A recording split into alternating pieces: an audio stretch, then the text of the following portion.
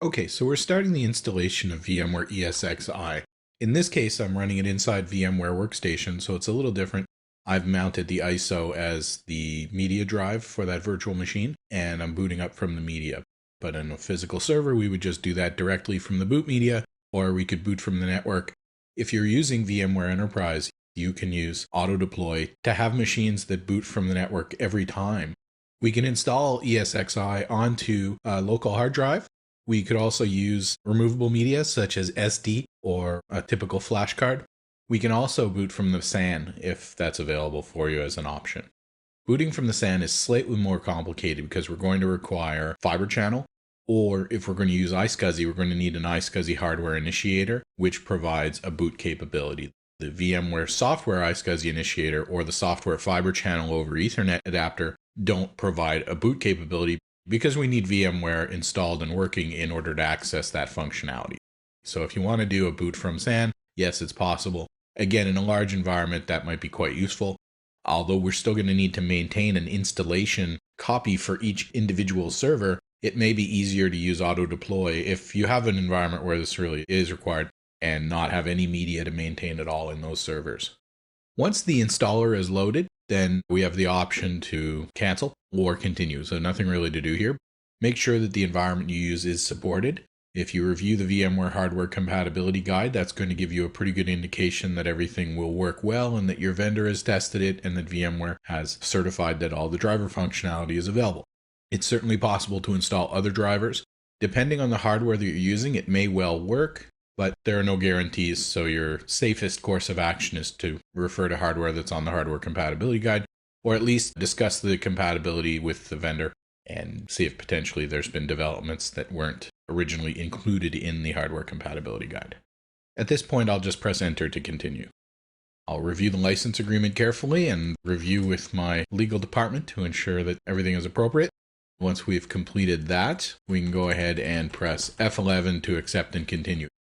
Now in this case, you can see that it's listing the local storage that's available inside my virtual machine, which will, in this case, host ESXi rather than Windows or Linux as it typically would. So I've got 3 local virtual hard drives effectively, but these could have been hardware RAID sets already configured on the server. I've got 3 local block storage devices. I have a 40 gig drive and then 2 200 gig drives. But at this point, I have no remote storage, so you see it lists none for remote. And for local, there's nothing already set up on those machines. A lot of the names are listed as VMware here, simply because those are drives presented by VMware Workstation, in this case, to the ESXi environment. So in this case, I don't have anything already on those drives, but if I was reinstalling ESXi or if I was doing an upgrade, then I want to ensure that I don't affect any virtual machines that are already stored on those drives on a VMFS file system, which is VMware's native file system for ESX and now ESXi. We can only use VMFS effectively for storage of virtual machines on ESXi, at least for any block storage devices that were directly connected to or that were connected to via fiber channel or ESXi. When you connect to storage presented by NFS, then it's different, and we actually use the native file system of the remote NFS server, the network file server protocol that's used in Unix and Linux. We don't need to format it as VMFS. We just place the files associated with the virtual machines directly onto that remote file system, and the only protocol in use is NFS. There's no additional SCSI or any of the other normal I/O activity that occurs on what VMware thinks is an actual hard drive. So in this case, I'm going to leave my 2 200 gig partitions or my 200 gig virtual drives alone for the time being. I'm just going to select to install on the 40 gig partition. And the installation for ESXi is really not very large. So what I'm going to find is that part of that will be used as a Linux partition style for installing ESXi onto, and then the remainder of that 40 gig device is going to be created as a VMFS data store automatically. And then later I can go and format those additional 200 gig drives as VMFS data stores, or I could even put multiple VMFS data stores, or I could combine them into a single VMFS data store. And we'll discuss all that in a later video.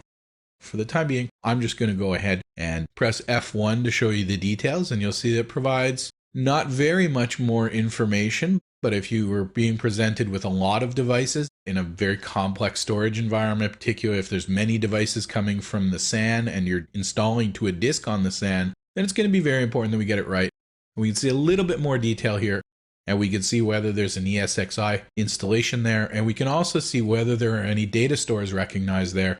And that can also be very helpful to determine if you do want to overwrite something, that you're referring to the right thing and you're not going to remove something that you didn't want to. Very simple, brand new environment. I'm just going to go ahead and press enter to continue. I'm just going to accept US default because none of the names or passwords or anything that I'm going to provide need accented characters. You do have to be careful with that though. If you do work in a mixed language environment, a password might be different entered on a Canadian French keyboard, for example, which is very common, or an American or other keyboard layout as well. So this is something that you're going to want to standardize in your environment. But here, I'll just go ahead with US. And I'm just going to set my password as capital P at SSW0RD and then confirm that password and press enter. Now there's not a lot that happens from this point in the installation. We're going to do most of our configuration after the fact. It's listing us the drives in terms of the host bus adapter, as well as the controller number, target number, and LUN number. So I'm just going to go ahead and press F11 to continue the install from here. And then it pretty much goes. There's not a lot that has to happen, and most of our configuration, as I mentioned, will be done after the fact using the vSphere client. At this point, ESXi is installed. We're operating in evaluation mode, and we can go in and enter a license later through the client. And there's nothing to do at this point except go ahead and reboot and then see how it comes up for the first time. So as it goes to boot, you'll see there's a few options we can change here for recovery mode and editing the boot options. We'll take a look at that later on in the video. So at this point, we can see it's a lot like the installer loading. Using Alt F12, we can actually see the boot log here, and this will be very helpful in determining if there's any driver initialization problems, if there's any problems with the network configuration, or if any interfaces won't come up. This is a little bit detailed. There's other ways that we can review this later. You'll notice there is a bit of a help feature, and we do have some interactive functionality that we can use to review the log. There's not a lot really, but you'll notice as well a couple of other keystrokes mentioned here, Alt F1, Alt F2, and Alt F11. So you'll see that we have a little bit of a console view here, which might be a bit easier to read and gives us messages as various services come up. There's nothing really on the Alt F2 console, but if we wait around here long enough, something might appear. And if we go to Alt F11, we're back at our original screen.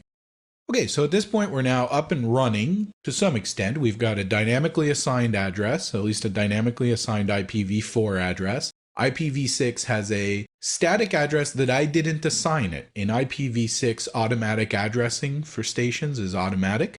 We could control it using DHCP v6, but we don't need to do that. And in this case, it really doesn't matter very much to me at all what my IPv6 address is. If I want to change this address, I'm going to do that through either this interface or later on I can change it remotely using the client. In the next video, we're going to take a look at how to access the local DCUI interface to configure ESXi and take a look at a couple of other things that we can do with ESXi shell and some of the troubleshooting options available to us.